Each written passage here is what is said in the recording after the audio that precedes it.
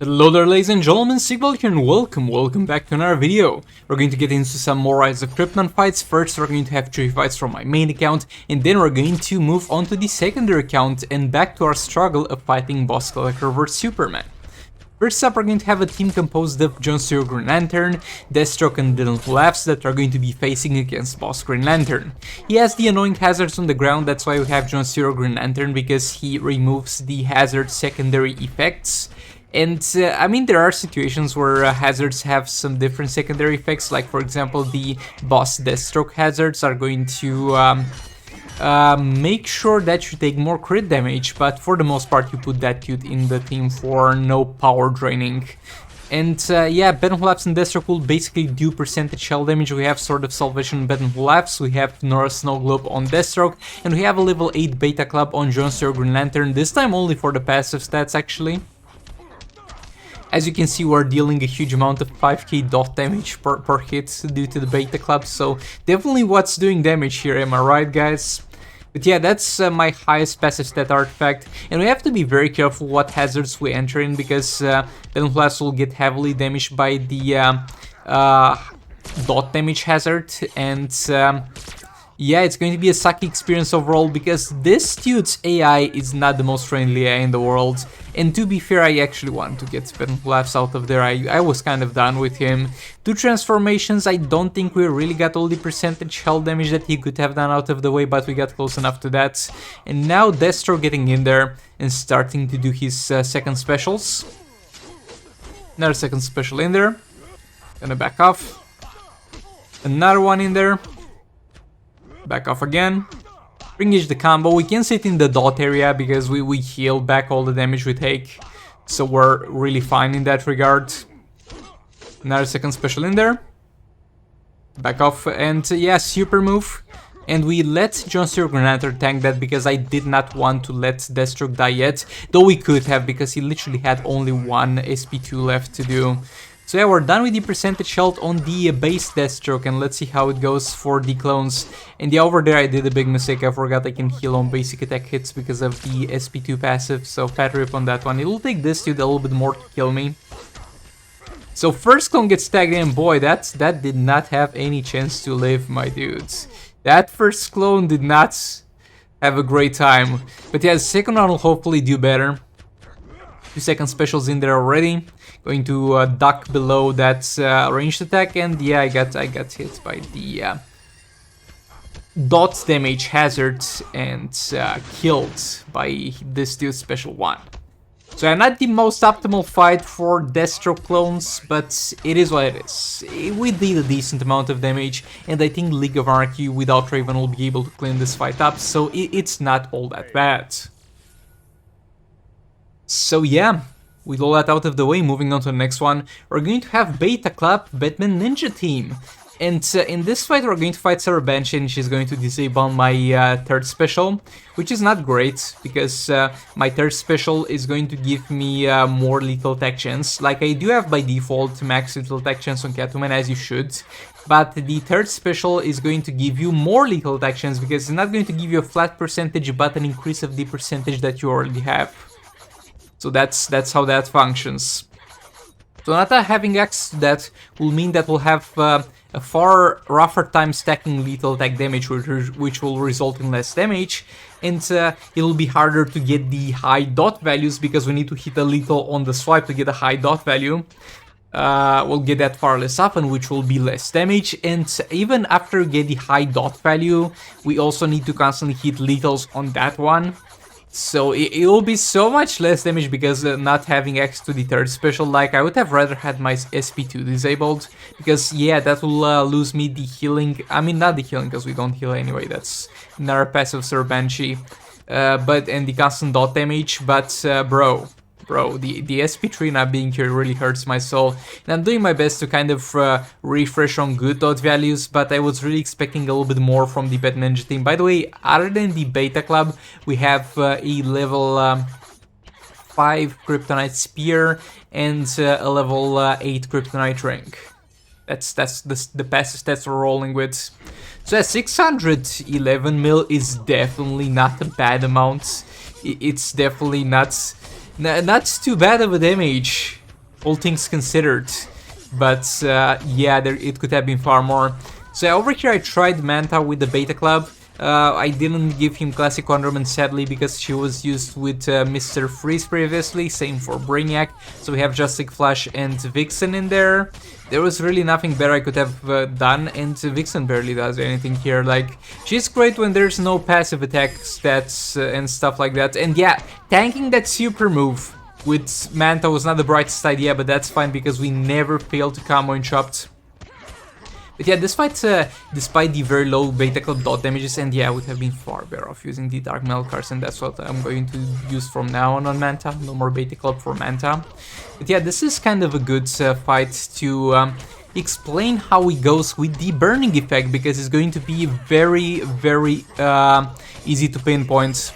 Okay, so I do have maxed armor pierce on Manta, but the armor pierce applies only to the basic attack hits. So that's not gonna matter for the swipes. The swipes are going to be the thing that triggers the Beta Club dot damage. So the amount of dot that we deal is going to be heavily dependent on the amount we do with swipe attacks.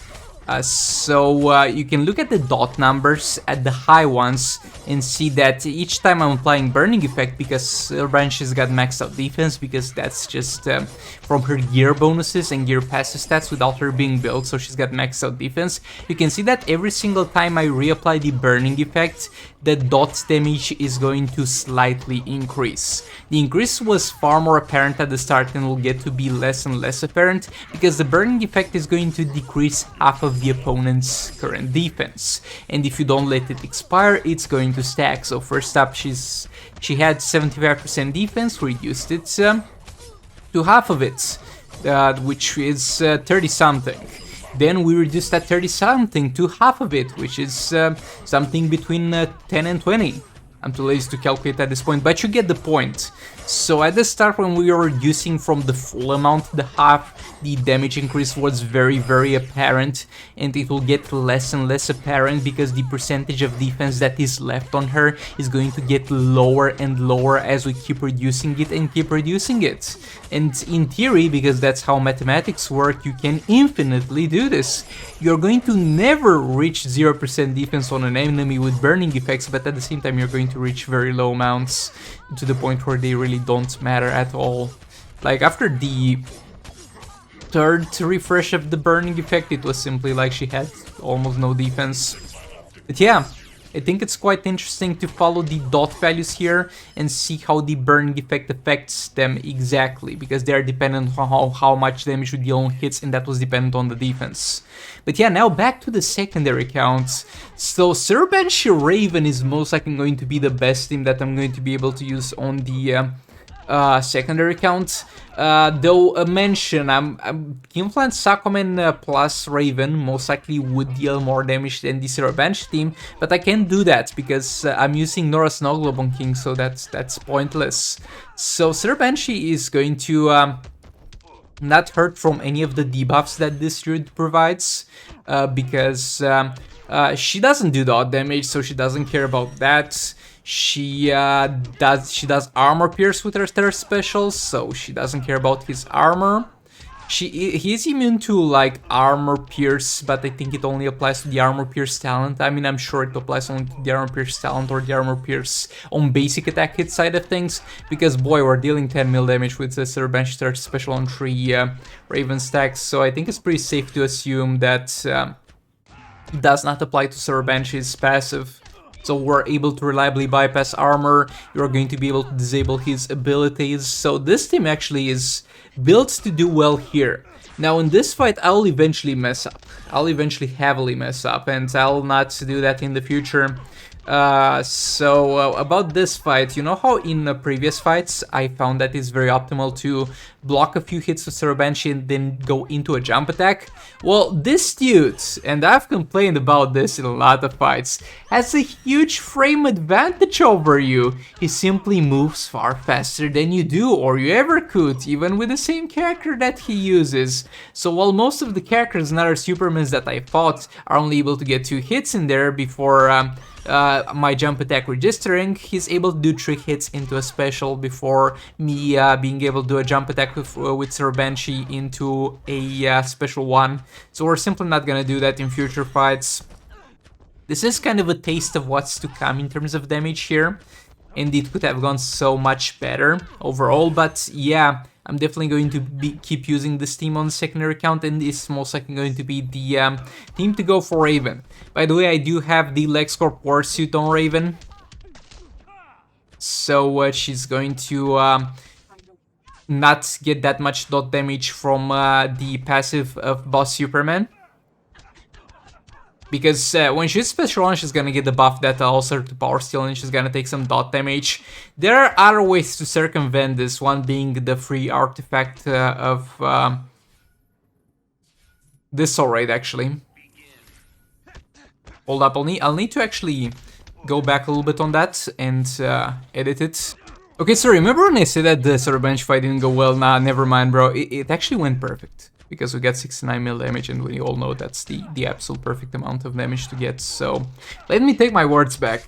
Now with the Multiverse team, so for this team I do have the LexCorp Warsuit, and this is going to make it very unrelatable to an extent to you guys. So the LexCorp Warsuit is the, let's say, pay-to-win artifact of this alright, but I wouldn't say it really makes this fight so much easier. It makes the Multiverse team usable, and honestly I couldn't give less of a crap if I was unable to use the Multiverse team here. But normally the Multiverse team would kill itself, because it applies buffs constantly with Multiverse Armor Supergirl that are special.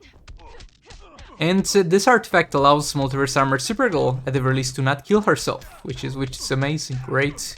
Amazing investment of my money, but Flash still does that. Flash is still going to be very badly hurt by it.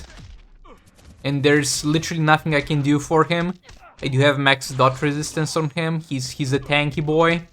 There's nothing I can do, he's eventually going to die to dot damage. And something I can do, and I'm most likely eventually gonna do, I'm going to replace Multiverse Supergirl, not the armor one, the normal one, with Reverse Flash, because I'm not using Reverse Flash anyway for Sir Banshee, and I keep Flash in there for the passive that gives crit chance and crit damage, but have Reverse Flash be the combo builder, because he will not get affected by the Multiverse buff, so he will not get constant dot damage. And yeah, I tried to do another jump attack again over there, trying to refresh the burning effect, but yeah, this fight overall is not going well. And look at my combo builder. Come on, my dude, we still have 1 minute left of this fight. Like, what are you doing? I need you to build combo for me. I need you to tank hits. Why are you so low on health? Flash, I'm talking to you. Then tagged in Super, I was like, okay, Supergirl is gonna be in such a better shape because she never got tagged in so far. Nah, bro, she was on the brink of death, my dudes. She was one hit away from dying, so definitely gonna need to sort out the combo builder problem for this team. And while this team is going to do reasonably well here, it's not gonna be anything amazing really.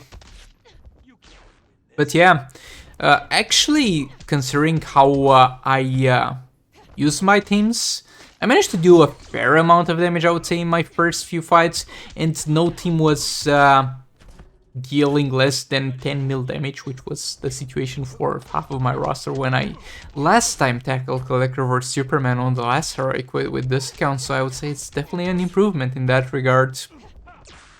But yeah, I actually did not expect I would survive so long in this end of the fight with Multiverse Supergirl, and it's fine because we got some more damage in there. But yeah, still garbage damage, don't get me wrong, 16 mil, but yeah, it's adding up, okay? So this is a team that I'm most likely going to change around a little bit in future fights. So I gave Classic Superman to another team. I'm going to, in next fights, give Classic Superman to this team. And this should increase their damage output. And another thing that I should have done was give the Warsuit, at the very least in this fight, because we didn't have Classic Superman to reduce defense, the Warsuit to Collector. So the LexCorp Warsuit has a second passive that gives you a chance for your special to bypass armor. Obviously, that chance is going to turn into a guarantee if you get it to level 10, because that's how some artifacts just work. Yeah, definitely having that chance to It's currently on Brainiac for the passive stats, but definitely having that chance to bypass armor with specials would have been helpful. I think it's a 70% chance at this point. But yeah, in future fights that's not gonna be a problem because we're going to have Classic Superman to reduce the defense, and we're going to keep the Dark Metal cards on Collector. And if we get that setup ready to go, I think there should actually be absolutely no problem with this team in regards to their usual performance. Well, yeah, because think about it. So they will not care about the defense of the enemy, because they are going to have the Classic Superman in the team.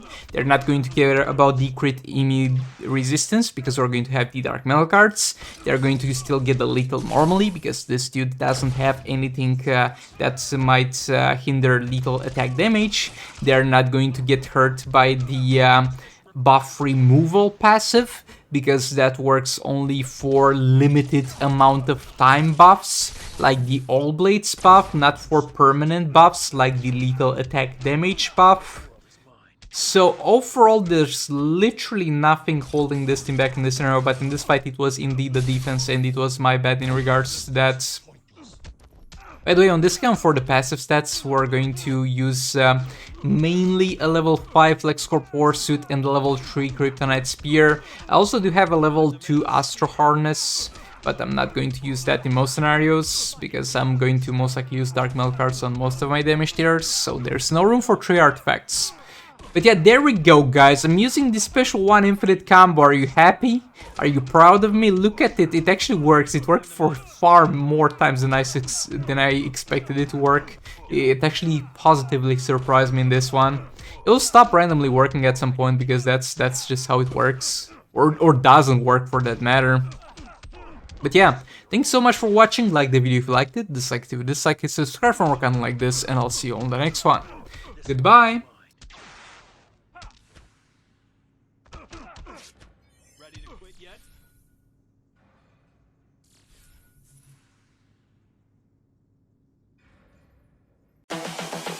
This is the future.